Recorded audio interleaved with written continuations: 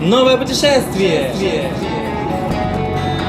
Италия – страна в Средиземном море, которую обязательно нужно посетить.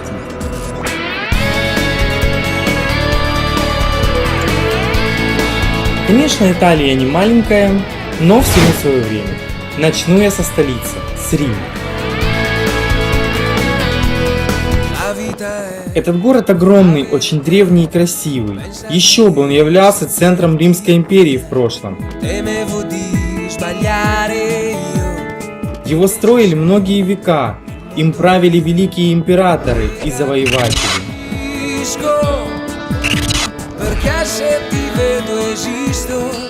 Забегая наперед, скажу, что за несколько дней пребывания здесь мне, естественно, не удалось посмотреть все, что я хотел. Это просто нереально.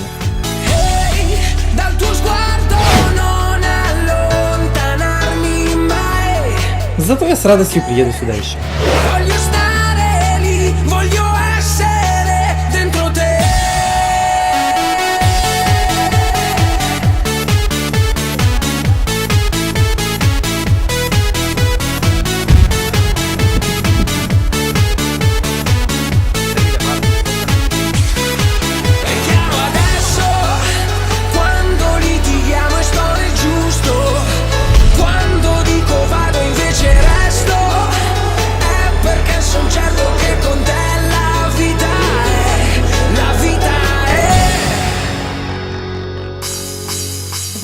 Вот эти карты значительно облегчают передвижение по городу и посещение закрытых исторических мест.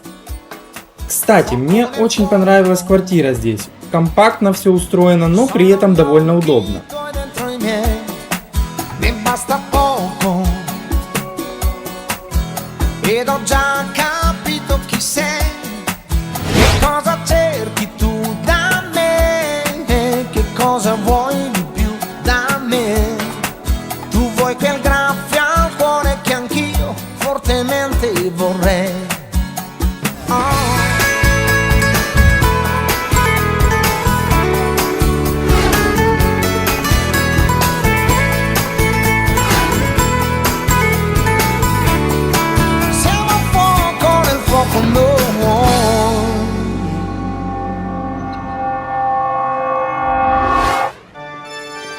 Первым местом, которое я посмотрел, оказалась базилика святого Иоанна Крестителя на Латеранском холме, потому что ближе всего к дому.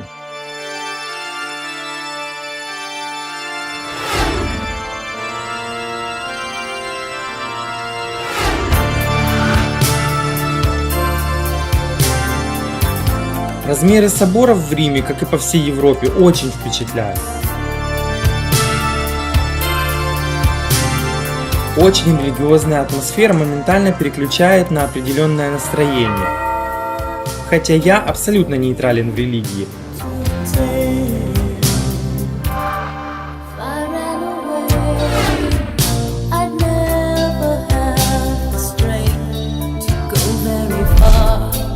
Одна из 4 великих базилик Рима построена была примерно в начале первого тысячелетия.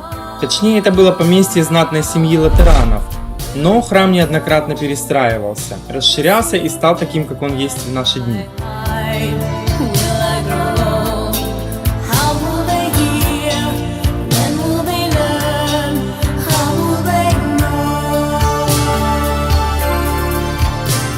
Здесь смешаны различные архитектурно-художественные стили.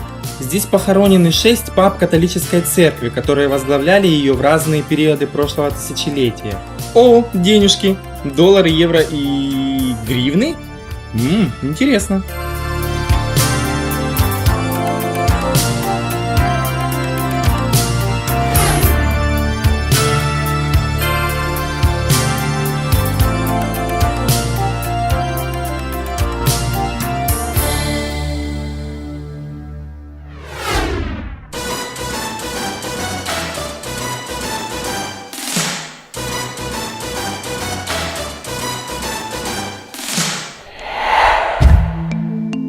Также здесь есть сад, вокруг которого по периметру находятся святыни прошлых времен.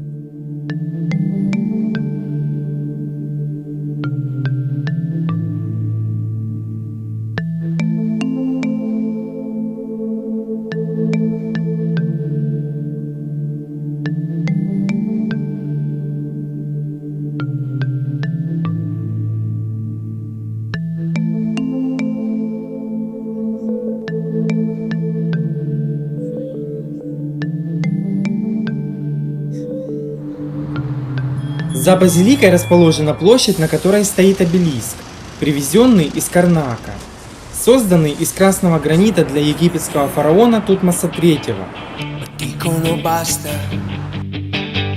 И вот же он! То, с чего на самом деле нужно начинать обзор Рима, это Колизей. Самый известный амфитеатр древнего мира. Это сооружение было построено в первом столетии нашей эры и вмещало в себе 50 тысяч зрителей. Честно говоря, здесь и по сей день немало желающих его посетить.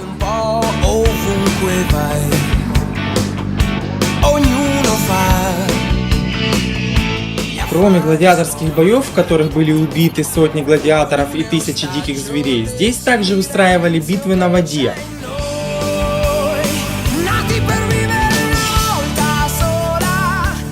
Дно заполнялось водой, и зрители наблюдали водное сражение на кораблях, называемое намахия, очень созвучно с махачем.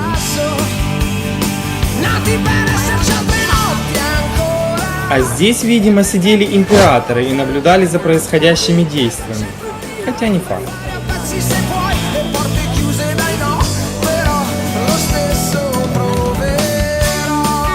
Колизей — это незабываемо.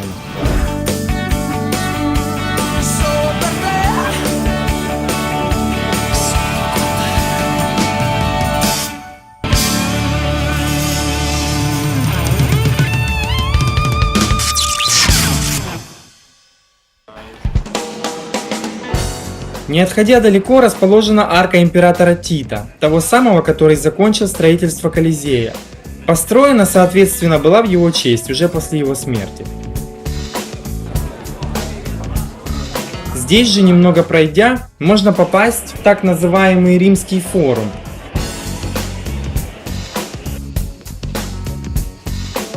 Это фактически была самая оживленная площадь, являющаяся центром Древнего Рима. Здесь собирались все слои населения, чтобы обсудить проблемы города и империи, а также просто провести время и принять участие в общественной жизни Рима.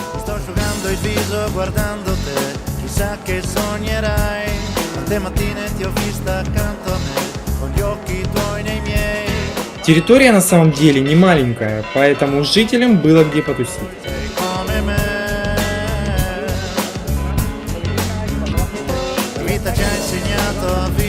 Здесь на холме открывается отличный вид не только на форум, но и на город в целом.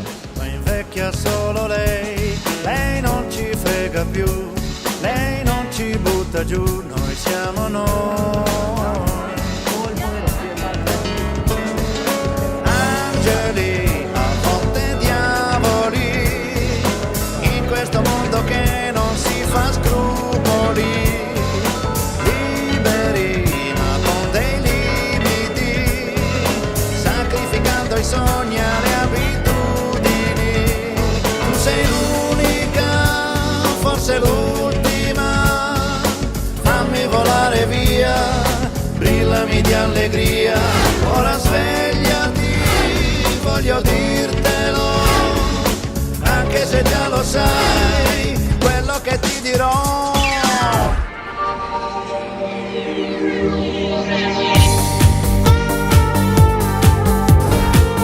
А это раскопанные руины Золотого дома императора Нерона.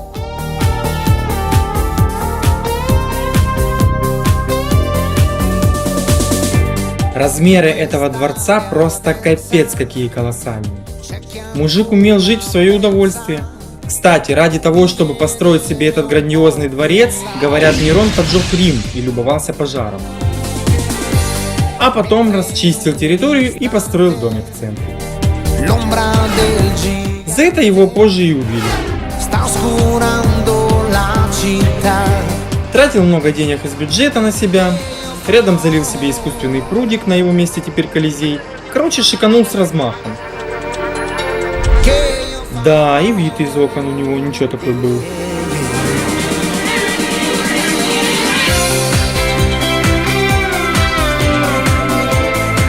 Господи, это ж сколько убирать такой дом нужно было. А отопить его попробуй.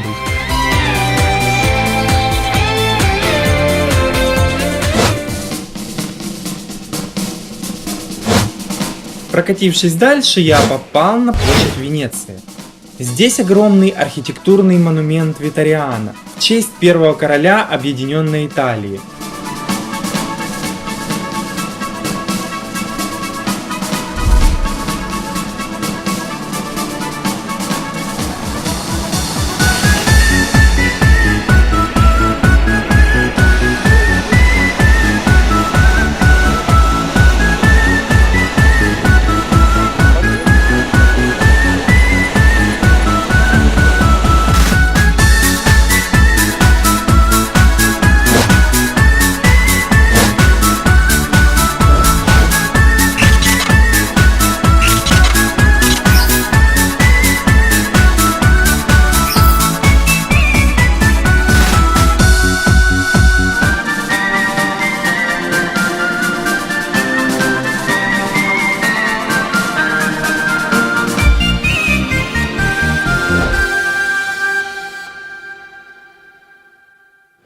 Также на Капитолийском холме расположены музеи Возрождения.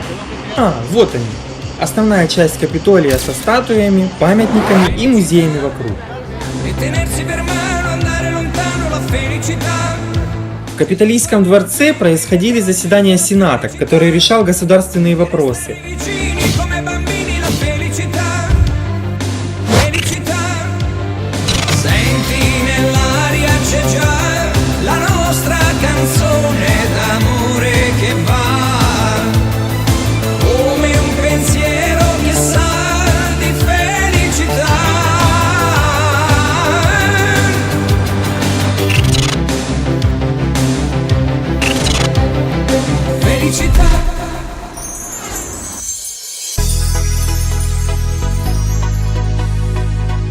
Очередное красивое место. Фонтан Треви. Между прочим, самый большой фонтан в Риме. Его размер 26 метров в высоту и почти 20 метров в ширину. Площадь вокруг фонтана забита людьми всегда. И все кидают монетки, чтобы вернуться. Подумать только, за год из этого фонтана достают около 1,5 миллиона евро. А вот какой-то столбик симпатичный, не знаю, что это.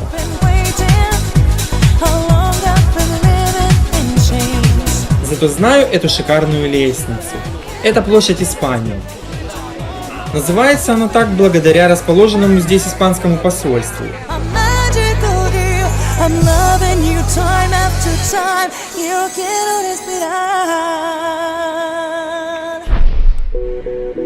И снова площадь. И снова фонтаны. Площадь Навона. Длинная площадь с 3 красивыми фонтанами. В центре расположен фонтан 4 рек с египетским обелиском. Самый оригинальный здесь.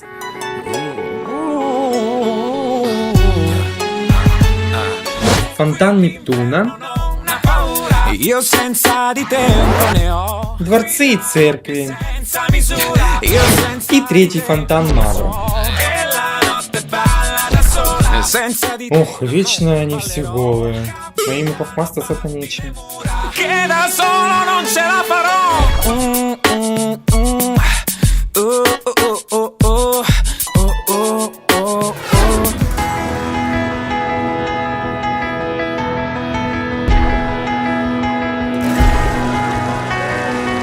Фонтан на площади Делла Ротонда не особо большой, зато перед ним стоит большой храм – пантеон богам Древнего Рима. Внутри я не был, но, уверяю, здесь не хуже, чем в других храмах, и установлен огромный купол с отверстием, через которое проникает свет и освещает его изнутри.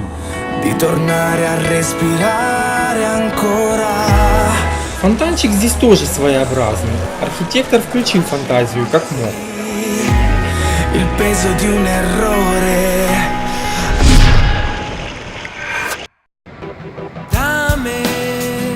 Площадь Колонны. Одна из главных площадей Рима. В центре площади стоит шикарная колонна Марка Аврелия. Этот император был очень умен и образован, заботился о своем народе и оборонял империю. На колонне можно наблюдать практически всю историю правления Марка Аврелия. Такой себе высеченный фильм на столбе. И очередная красивая площадь. Площадь Дель Пополо. В центре украшена чем? Конечно же, обелиском из Египта и 3 фонтанами. Даже не верится, что 200 лет назад это место было площадью для публичной казни осужденных. Por la vía de la realidad, piensa que esto es lo que hay, hay, hay.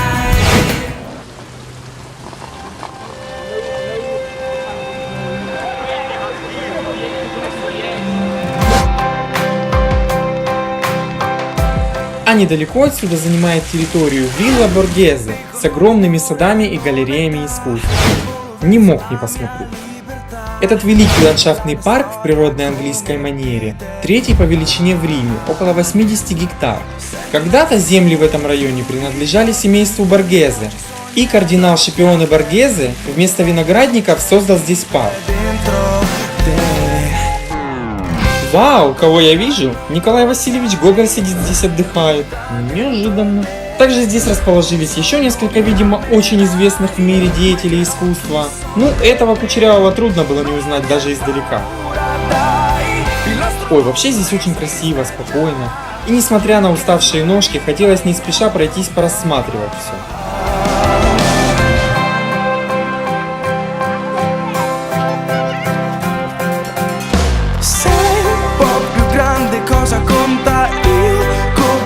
О, киношку снимают.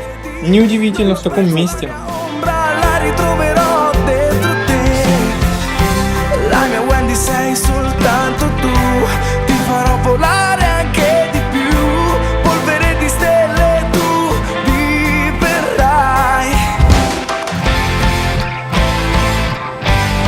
Национальная галерея современного искусства привлекла ко мне свое внимание оригинальными кошечками на ступени.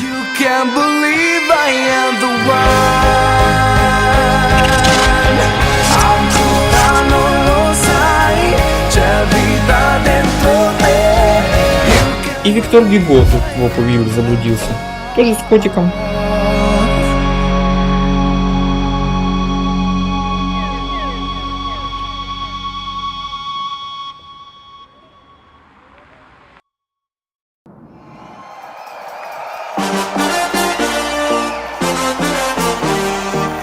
Итак, общие впечатления. Сказать, что они хорошие, но это вообще все равно, что плюнуть в экран сейчас и уйти.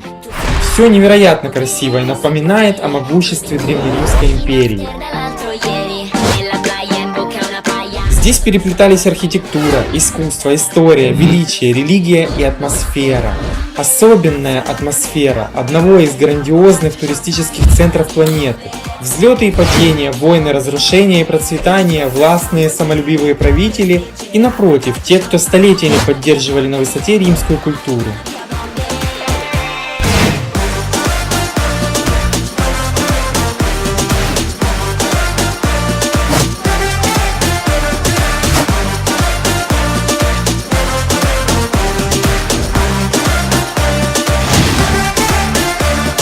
И хотя с каждым днем ноги и спина просто отказывались идти дальше, глаза и мозг забили на них и вели вперед.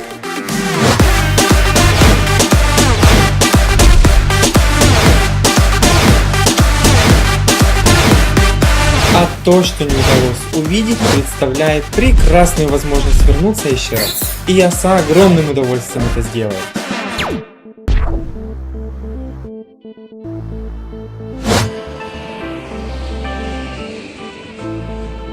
Слава богу, одним Римом все не закончилось, и мы отправляемся узнать, что же в Италии есть интересного еще. Остров Сицилия для этого вполне подойдет. И это далеко не все. Но об этом в следующем видео. Чао!